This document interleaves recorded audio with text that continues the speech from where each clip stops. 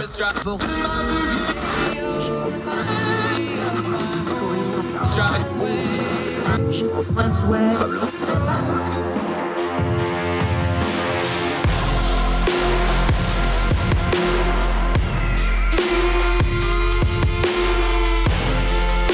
host, Andrew Donaldson. This is Heard Tell. Hi, welcome to Heard Tell. It's a Friday. Finally, folks, you made it. It is July the 29th, year of our Lord 2022. Thank you so much for spending a little bit of time with us to round out your week. We got a lot of show to cover, got a lot of noise in the news cycle. Going to do our best to try to turn it down. We're going to go overseas, Russia, the refugee crisis and the food crisis that they are purposefully stoking with their illegal war in Ukraine is causing a refugee crisis, and those refugees are being weaponized. We will talk about it. We've talked about it before. Good piece in the Dispatch, going to break that down for us. Also, can't keep a bad penny down, or you can't keep a privileged white guy that was on network news down, apparently. Chris Cuomo is back. We'll detail what he slithered out under to try to get back on TV. A great story in the program. A charity out in the UK has partnered with Tesco, a large supermarket chain over there, giving away over 1 million free meals and setting up ways to do more. That'll be our feel-good segment at the end of the program. On great guest today, Nolan Gray. He has a book out, Arbitrary Lines. It's about zoning in America, how it affects our cities and communities, how it shouldn't, how we should get rid of it, how we should replace it with better policy. Zoning is one of those things that affects everybody, whether you know it or not, either by not having it or having too much of it. And there's really not a whole lot of happy medium in between. We're going to talk about it with Nolan Gray. Great guest, great topic, gets into all other manners of things like property rights, like taxation, like affordable housing. A lot of issues stem from zoning. Nolan Gray on the program today. Do not miss that. First, we're going to talk about something, and I'm going to try really hard to not get emotional about it because I spent a lot of time being emotional about this because it upset me. I have to sometimes balance principles against pragmatism. Everybody has to do this. I especially work really hard to do this because I have principles on what I believe, and then there's the practical, how you can get things done, and those things don't always align perfectly. So you got to figure out the best way to do things. There's a bill before Congress that got voted down. It's called the PACT Act. Among other things, it had a bunch of funding for the VA. It had a bunch of funding for a bunch of other stuff because they put a lot of bloated expenditures in it, like they do for any bill that's important, because the idea is you can scream and shout about why do you hate veterans if you don't vote for it. I understand that. But also in this PACT Act was finally, after 17, 18 years of trying to get it done, the burn pit legislation. The reason this is important is because it's fast-tracking care for veterans because the burn pit stuff does not get them VA benefits as it exists right now today. I'm going to parse this out a little bit carefully. If you got a problem with how I say any of this, that's fine. Let me know. HeardTellShow@gmail.com, HeardTellShow on the Twitter. I'll be happy to hash it out with you. But here's where I'm at on this. And yeah, I'm a little personally invested in this for reasons I'm not going to get into right now. Here's the problem with what I'm hearing from here. People are saying, and I know Senator Toomey was one of the main ones that blocked this, was saying, well, they have mandatory spending that's out of control in it, and we're in a fiscal crisis. We spend a lot of time on this program talking about the financial mismanagement of the United States of America. I get it that we're trillions of dollars in debt. I get it that we spend way too much money on superfluous stuff. I get it that government waste is a huge problem. I get that there's $400 billion in this spending bill that probably doesn't need to be in there to get the burn pit stuff done, and they tacked it in there to make sure it got passed and is mandatory spending. I get it. I read the bill, unlike just about everybody on Twitter that's after me saying I didn't. I've actually read this thing. I'm going to phrase it like this, and if you want to call me a hypocrite, go ahead. I'm all for government restraint. This is the wrong mountain to fight that battle on, and this is the wrong place to fly that flag. I get that there's bloat in this bill financially, but $400 billion, let's have an honest moment here. Congress farted that off every 3 minutes at this, that, and the other during COVID when people were paying attention and screaming for funding to be done for a health-related crisis. But the problem with the veterans stuff is it's out of sight, out of mind, because the rest of the population doesn't use the VA. A very small percentage of the population uses the VA, even though it's the largest integrated healthcare system in America. It's out of sight, out of mind. So when we spend years, almost 20 years now, trying to get some kind of official recognition, not just funding, not just care, recognition about this burn pit stuff, Folks, this isn't smoke. You walked around in this stuff like a heavy fog. You couldn't breathe in it. You couldn't see. It got so bad once we had to shut down an operating airfield until the wind moved and they died it down because the burn pit was so bad. This is not just a little bit of smoke inhalation. This is a very different beast. It is killing people. It is harming people, and we don't even know. But they should have a right to at least investigate it and look into it. So I get it, Senator Toomey and others, that there was too much bloat in this bill. But here's the problem. Senator Cornyn came out and said this. He said, well, I'm sure it'll pass some other time. Are you? Because I've seen this lay a hand on other legislation over and over and over again, much bigger legislation with much bigger headlines. And tomorrow never comes on that legislation. We were right there getting this done, imperfect as it was, as bad a bloat as it was. But we made perfect the enemy of good. Understand the argument you're making here. If you're going to be consistent about government spending, fine. Show me every government spending bill you ever opposed, and I'll shake your hand and say, good for you for your consistency.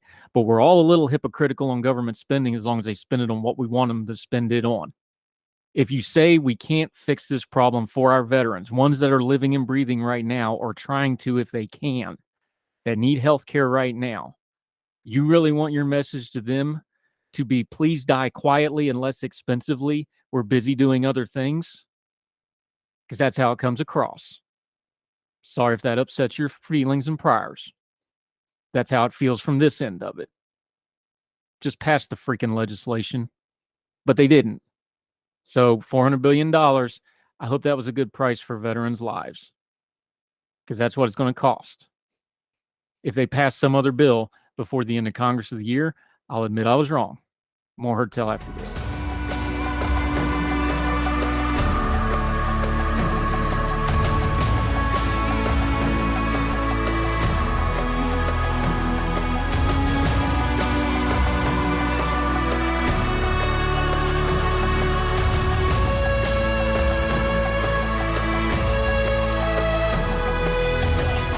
Welcome back to Heard Tell, story we've covered periodically over the last few months, especially since Russia illegally invaded Ukraine.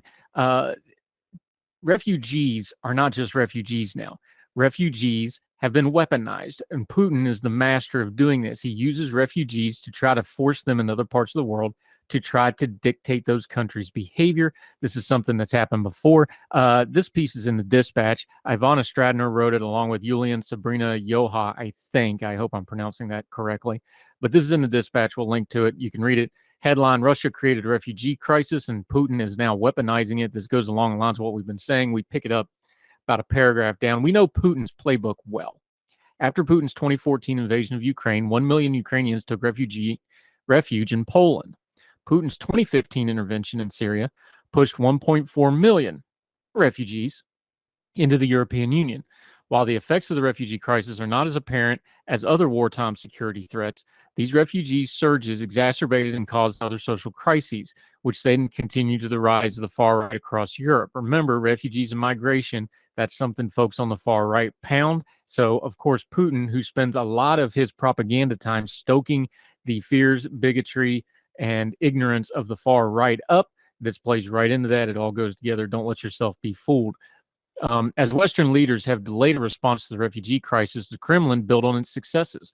While refugee rates from Putin's conflicts in 2014 and 2015 were 1 million a year, Putin's current war in Ukraine has already displaced 13 million Ukrainians. The Kremlin has engaged in tactics like missile terrorism, where troops launch missiles at Ukrainian towns to sow terror and push refugees west. Continues to debate whether Putin would consider fighter jets for Ukrainian defense and escalation. Ukraine is running out of fighter jets and missile defense systems insufficient to protect the civilians. Ratcheting up its missile terrorism is the only way the Kremlin could intensify the refugee flow to the west. The Kremlin could also second front Ukraine's western regions by invading Lviv from Belarus, which would push up to 10 million Ukrainians towards the European Union.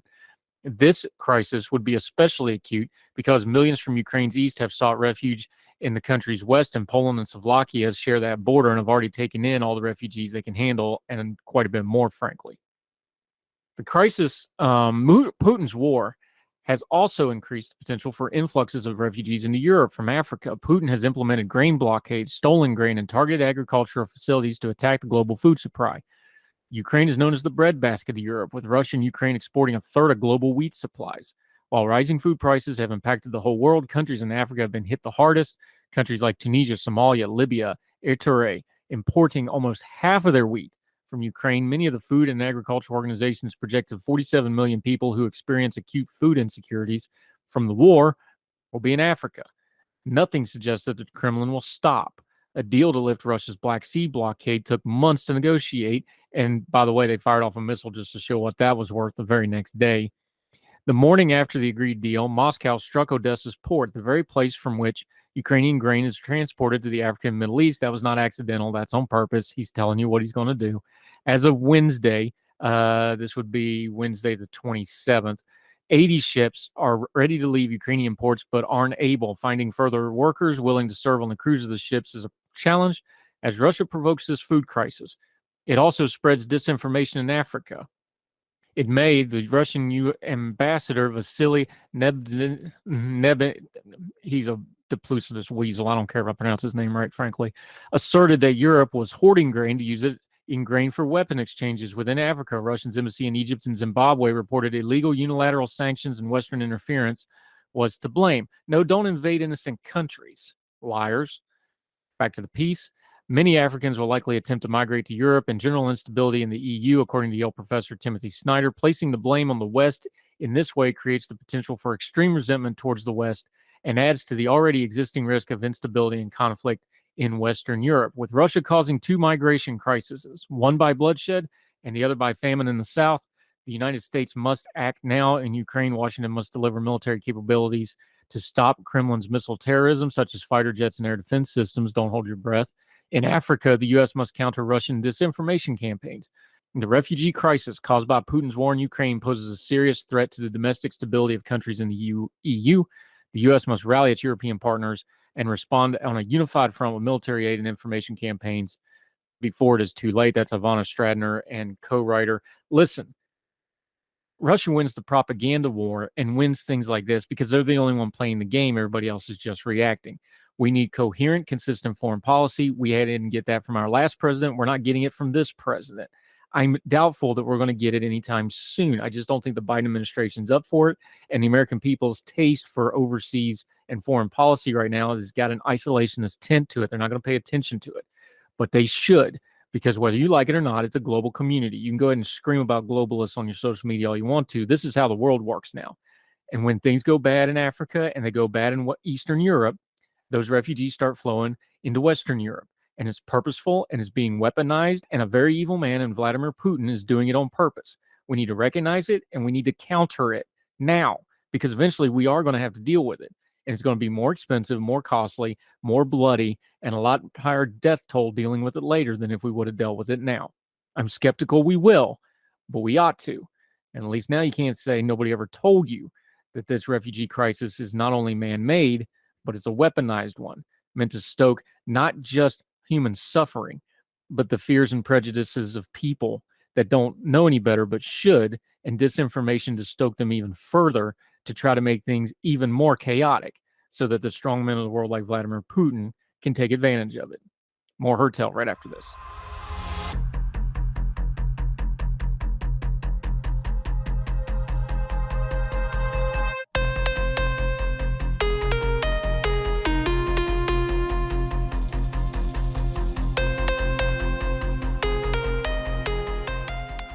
Welcome back to Heard Tell. Okay, let's talk a little zoning, planning, city planning, urban planning, all kinds of planning, or more specifically, the lack thereof. And then you do some planning to try to make up for the non-planning, which makes it even worse. This is the guy to talk about it. He's actually got a whole book out about it. We'll talk about it in just a minute.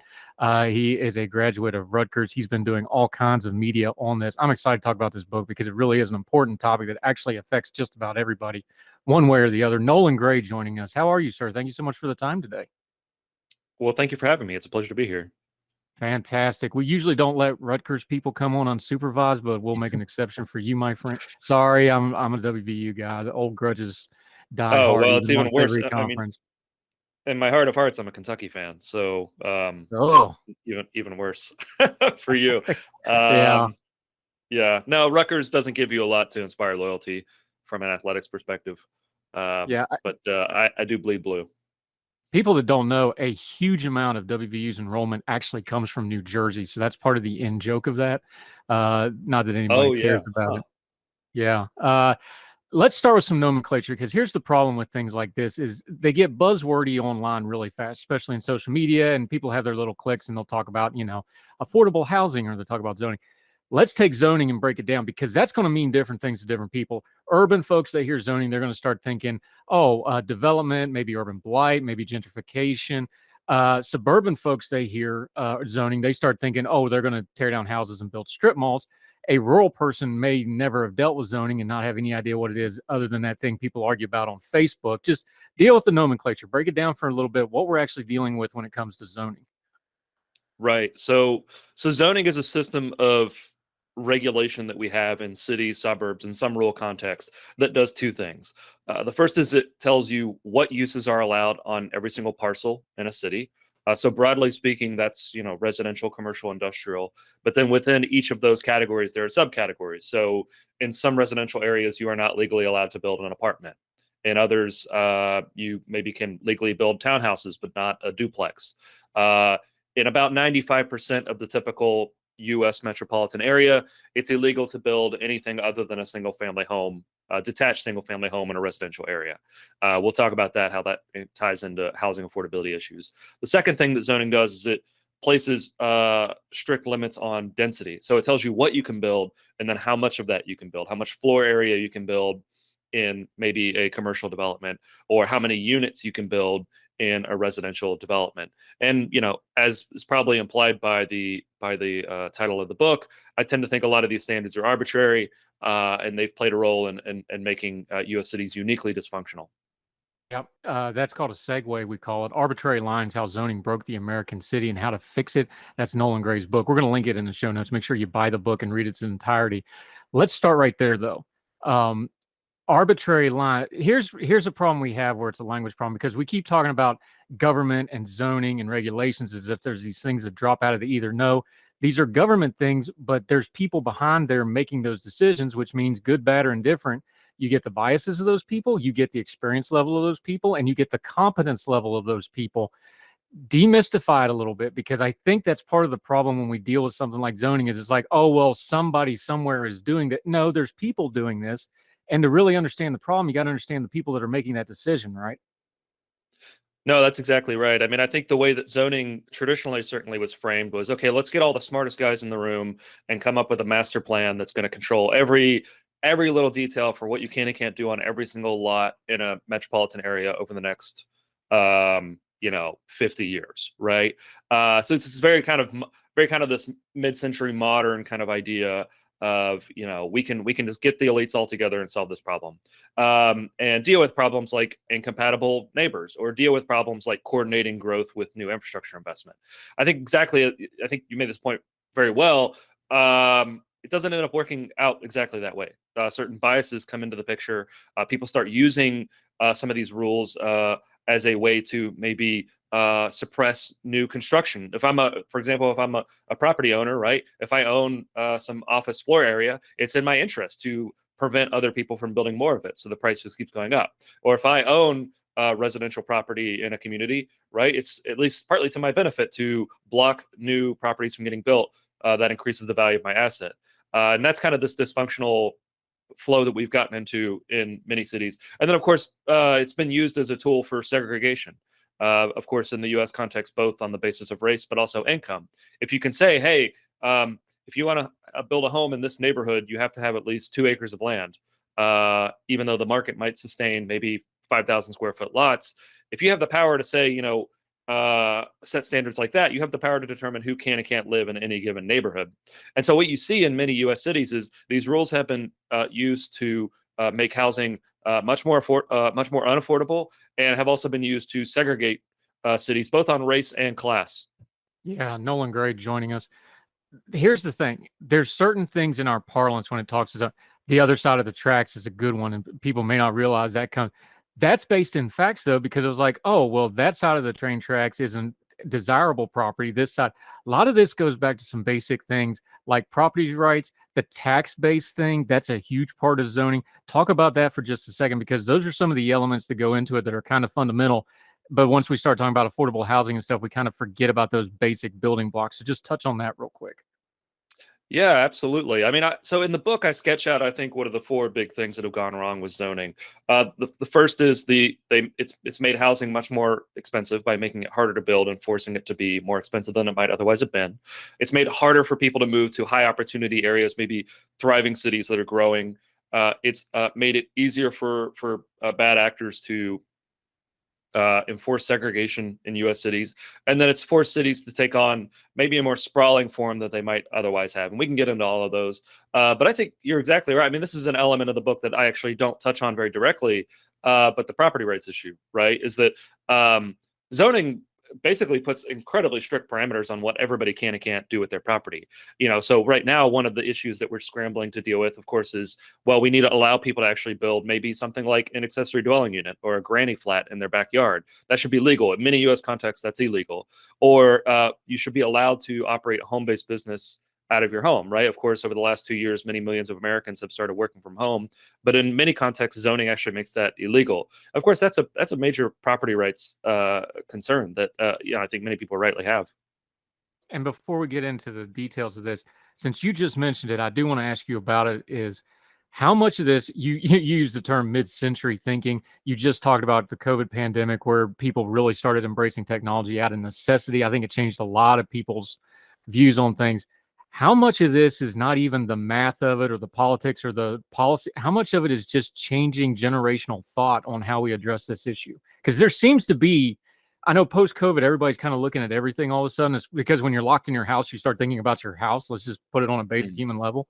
How much of this is just a generational thought change that we're in the middle of, and we maybe don't have the nomenclature and the policy to match it all yet?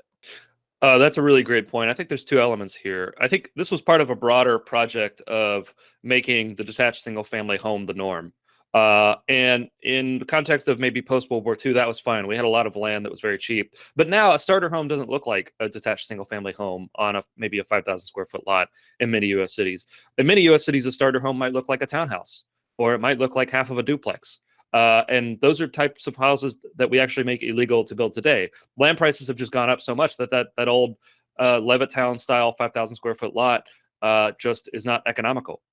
And two, I think also zoning has entrenched, I think, a cultural norm of this idea of your neighborhood should never change, right? You move into a neighborhood, and when you buy a home in a neighborhood, you're buying some collective right into that neighborhood never ever changing. Healthy neighborhoods and healthy communities are constantly changing, right? And the way I frame it to people is like, you can either have all the buildings in your neighborhood remain the same forever, or you can have the relative demographic composition of your community change, right? So you see so many neighborhoods in a place like California, where I am now, where they haven't built any new housing for the past 50 years. So in one sense, they look the same, but in another sense, no young family can afford to buy a home there. There's no children there.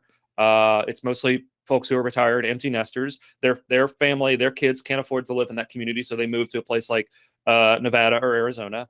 And the built form of the neighborhoods remains the same, which was the purpose of zoning, but their community, for all intents and purposes, has collapsed. And I think this has been a California problem for a long time, but what we're seeing it now increasingly is spread to places in the Mountain West or places in the South. Yeah. All the places those folks are going to get away from the problem to start with, ironically enough. Nolan, great joining us. You bring up something I want to ask you about, because it just kind of triggered a thought in my head, though. This is not going to be a one-size-fits-all problem, because what is affordable housing in a city, like you said, maybe multifamily, maybe apartments that are affordable, maybe townhouse-style stuff. You go out more rurally, like where I'm from. Look, I lived in a double wide until I was 11. That's affordable housing where I come from. You get a trailer, right? This is not going to look the same everywhere. Is this something where we need to have a set of principles in place and then be a little bit flexible in the application thereof? Yeah, I think one way to approach this issue is to have more state level. So the way we do zoning today is every single municipality gets to write their own zoning code, basically de novo. So they can come up with their own unique standards. And this makes the whole system very, very complicated. And it also makes it to where maybe a developer in one city can't necessarily build the next city over without hiring an attorney and a local planner and all these other things that increase costs. But so one thing you can do is you can set sort of baseline state standards to say, as a few states have now done, to say, okay, look, statewide, if you're in a residential district, you can build an accessory dwelling unit. Statewide, you can operate a home-based business. Statewide, local governments can't force you to build giant parking lots and giant parking garages that don't make any economic sense. And then you say to local governments, hey, within these broad parameters, you can still plan your city, but the most extreme abuses of zoning, of course, we're not going to tolerate. Yeah, Nolan, great joining us. We're going to take a quick break. We're going to dig into this book. He has 3 cities he uses as examples. Very diverse cities, very different parts of the country. Why did he pick those 3? What does they talk about zoning? Also going to get into the arbitrary lines, this great book from Nolan Gray. He's joining us on Heard Tell, and we'll continue with him right after this.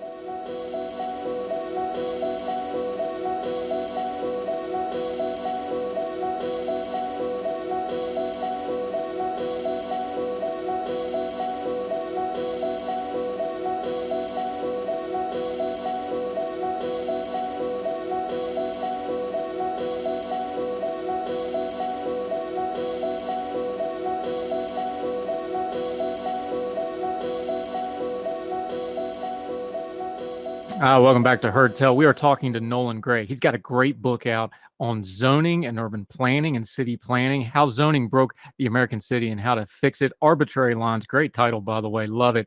Okay, let's dig into this a little bit. The core of the book, you took 3 cities as living examples. These are cities most people would know just on name.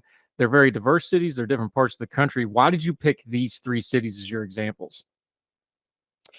Yeah, well, I mean, so the main example that I look at in the book is Houston, right? So Houston is unique in that it's it's 4th largest American city, right, and on track to be the 3rd largest American city. It's incredibly affordable, despite a few decades of just exponential population and income growth. And it's also unique in that it's the only major American city that does not have zoning.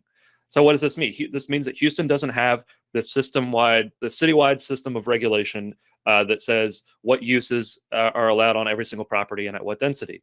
Of course, they have a whole bunch of other rules to deal with things like nuisances or preventing development in environmentally sensitive areas, or they even engage in a whole bunch of stuff that people generally think of as city planning, like parks planning or streets planning.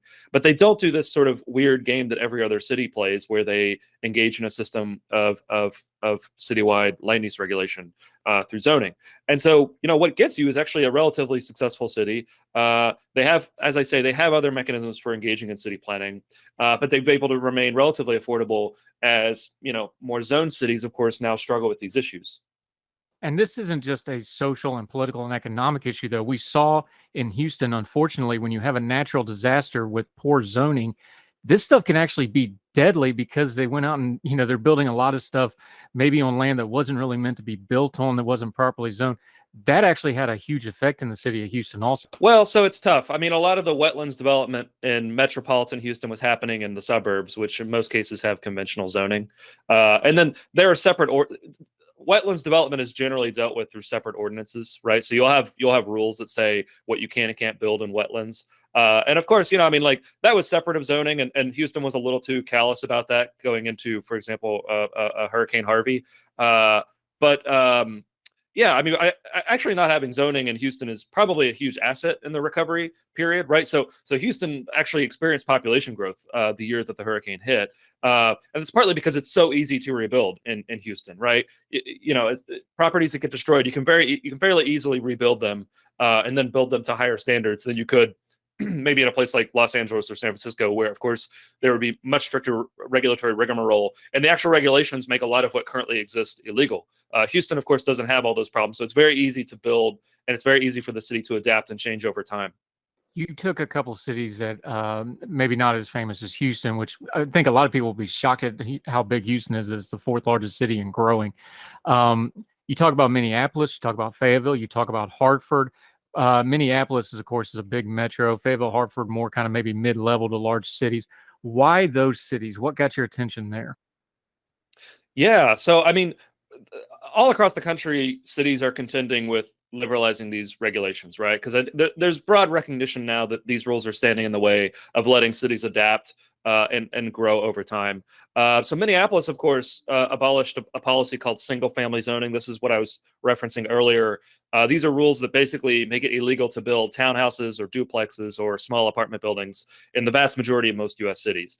Minneapolis scrapped those rules, and they're still tinkering with them. but it's starting to allow for more of this infill housing development. So you can get smaller, more affordable housing typologies in existing neighborhoods, leveraging existing infrastructure, and that helps to keep the city affordable.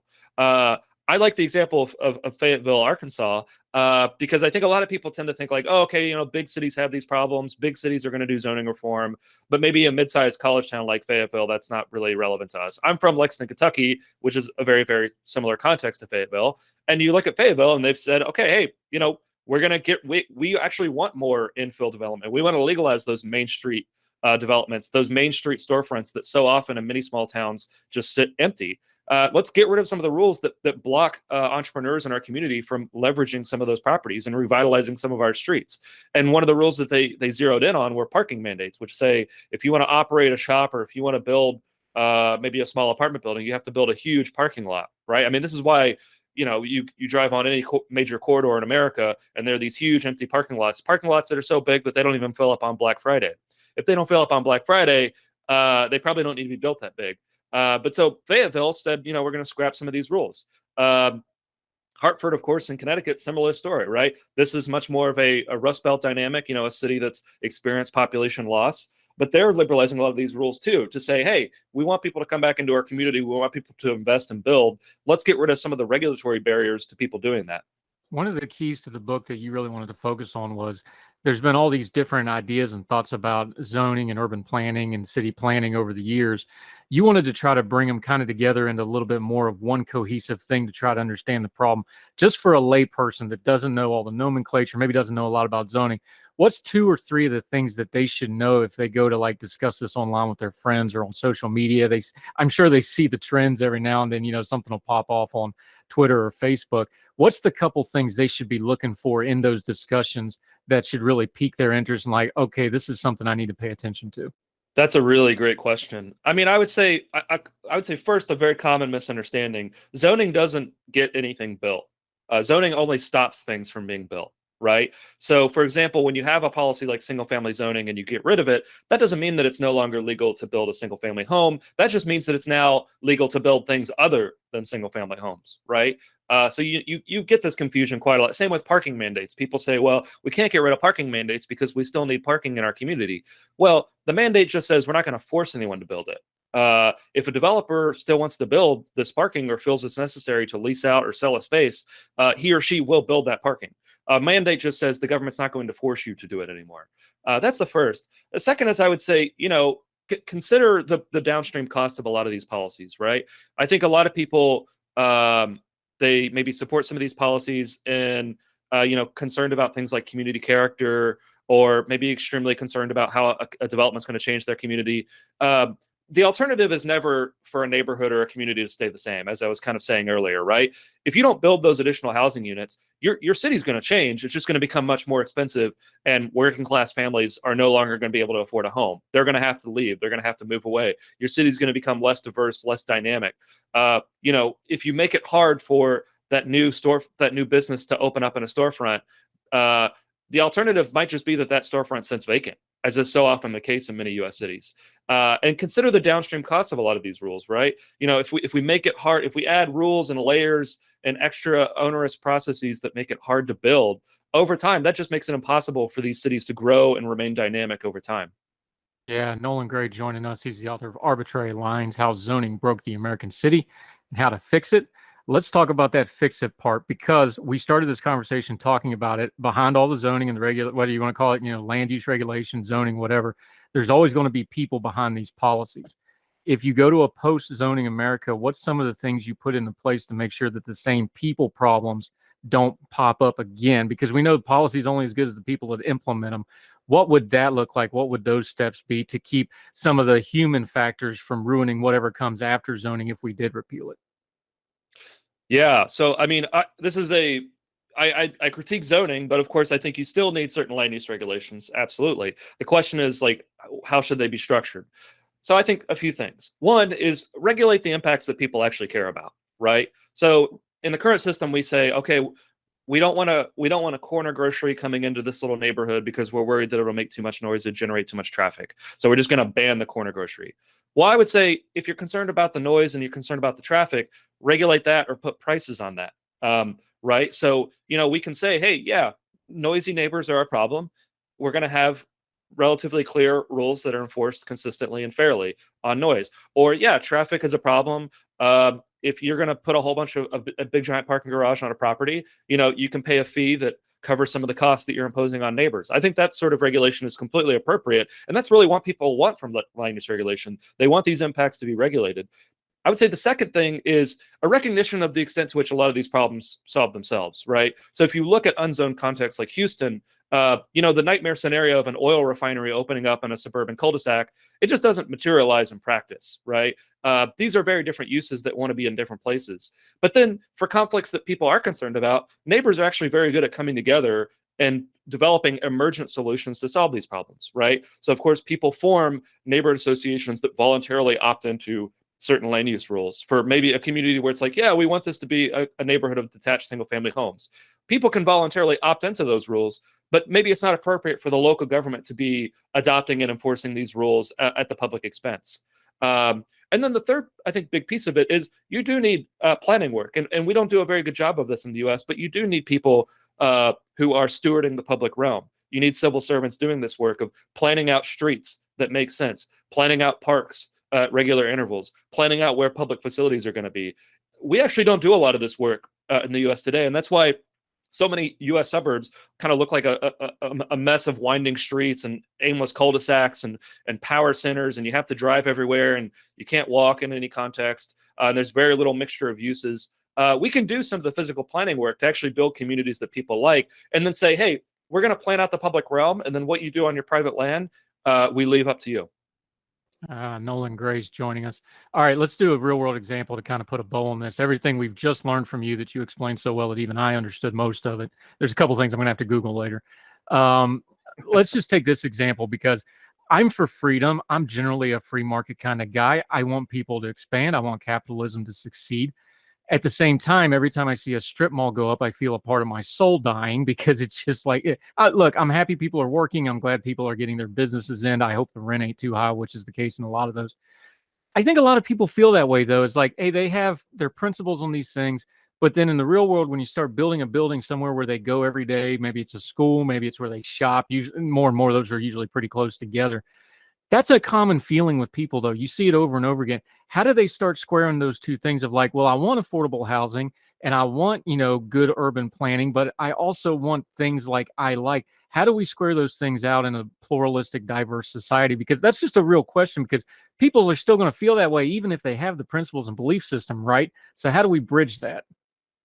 That is a real challenge. I mean, I would say to your specific example, the strip mall. I mean, the strip mall is the ultimate product of zoning, right? I mean, you basically say we're not going to allow small commercial that's integrated into neighborhoods. It's going to have to be in one place, and it's going to have a ton of parking, and it's going to have to be set back 50 feet from the street, right? The strip mall is a creature of zoning, and I would say just to kind of expand that out, I think a lot of the development that people see that they just don't like, that they see maybe as draining resources from their community or requires a whole bunch of infrastructure that's very expensive on taxpayers.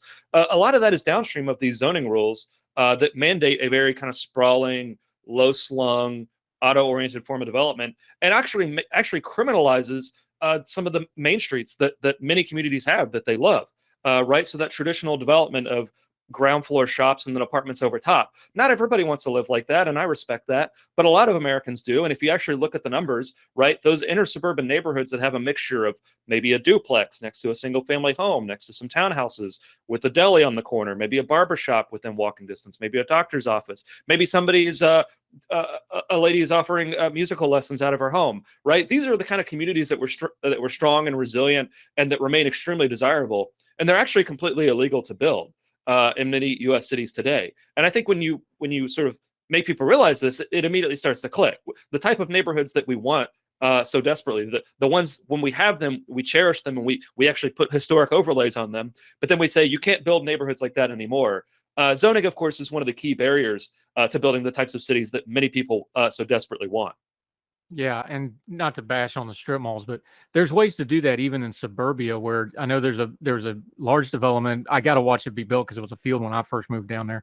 And they built the shopping area with the movie theater and the restaurants and all the different various use stuff. and they put the mid-level to middle high range homes, single family homes on one side, and then they put the apartment community on the other side, all same developer, and both are walkable to the shopping in the middle. There's ways to do this that make not everybody happy, but a lot of people happy, and everybody say, what's the key here? Is it politically? Is it policy? Is it a ratio between the two? For us that want to advocate with our elected officials, which is where this stuff always goes through, and then the money people get involved. So we're real about this.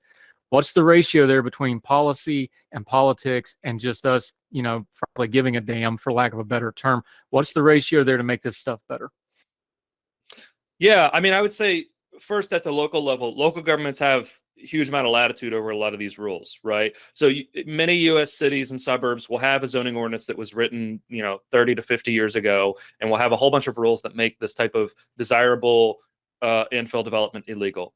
Local governments can amend those rules today, right? They have a huge amount of power. At the state level, it's appropriate, I think, for state legislators to say, let's put up some guardrails on this, right? Let's allow those accessory dwelling units. Let's get rid of the parking mandates. Let's reintroduce some flexibility back into the system. I would say, too, in terms of moving away from zoning completely as a concept rather than just amending it, I'd say get some of these other things right. Get the nuisance regulation right. Help communities develop their own sets of rules if they want them. Get the physical planning right, and then put zoning back to a vote. Right? Ask people, do you want this institution? In some cases, people will, but I think in many cases, people will say, yeah, actually, our community is better without these rules that segregate uses or that just don't allow us to actually build any infill.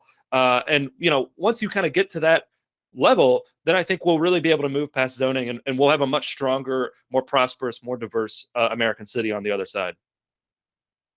He's Nolan Gray. The book is Arbitrary Lines: How Zoning Broke the American City and How to Fix It. It's a great book. We've linked to it in the show notes how you can get it, but let folks know anywhere where you would like them to get it. And until we see you again on Heard Tell, which I hope is soon, where they can follow you with your social media, your writing. You're doing media for the book, obviously. It's going to be a big success. Let folks know where they can follow you and keep up with you, my friend.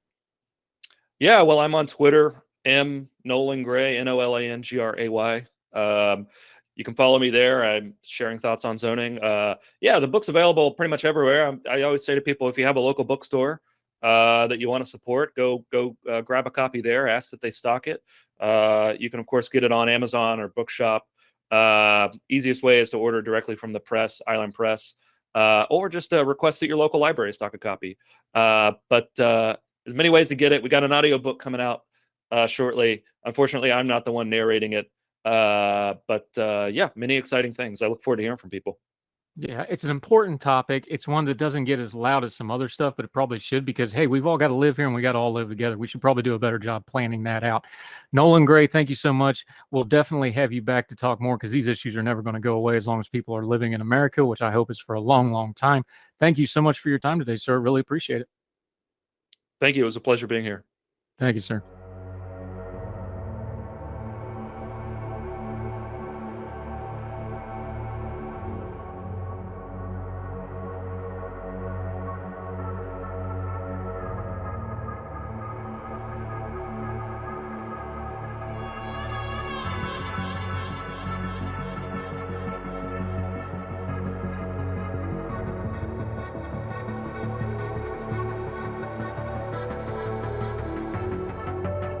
Welcome back to Heard Tell. I'm Andrew Donaldson. Well, look who's back.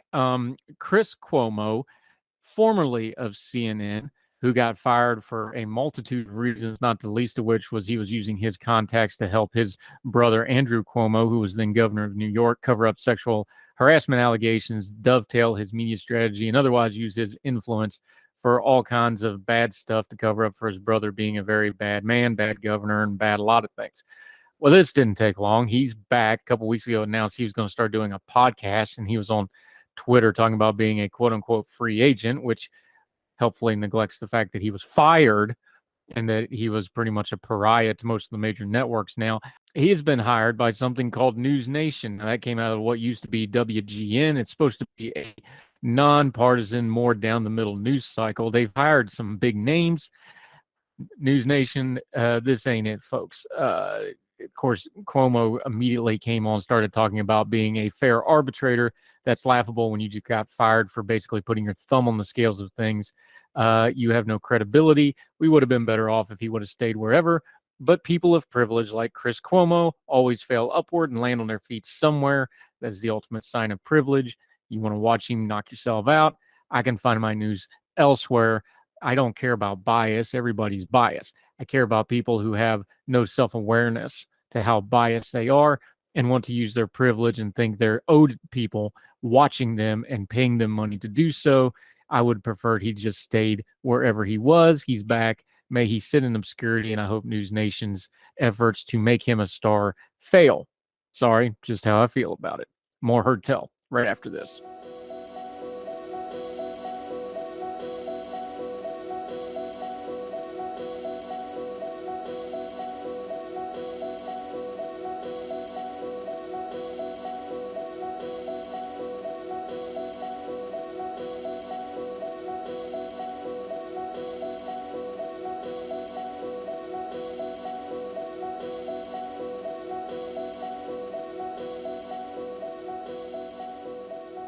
Welcome back to Heard Tell. As you know, we always try to end on a good note or a happy note or at least some good news. This is a good little nugget out of England. Let's go back across the pond, our friends in the UK, from dailyrecord.co.uk. Generous shoppers in North Lanarkshire or Lanarkshire, whichever, donated more than 10,000 meals during the supermarket's 3-day food drive. This is pretty cool. Tesco shoppers, major grocery chain over there for the uninitiated, donated a total of 1.3 million meals between June 30th and July 2nd in stores across the UK.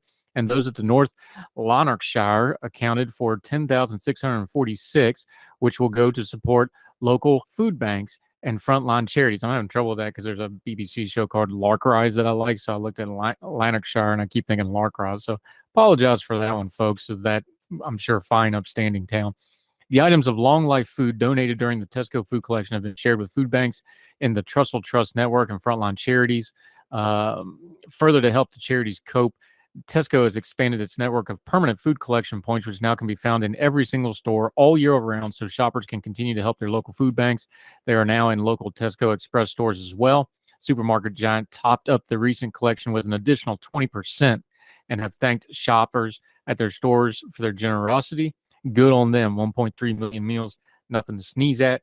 People can't eat, they can't do much anything else. So as good at charities as they are, I always like to highlight food charities and food drives because it's the most basic thing we all need, no matter who you are, where you are.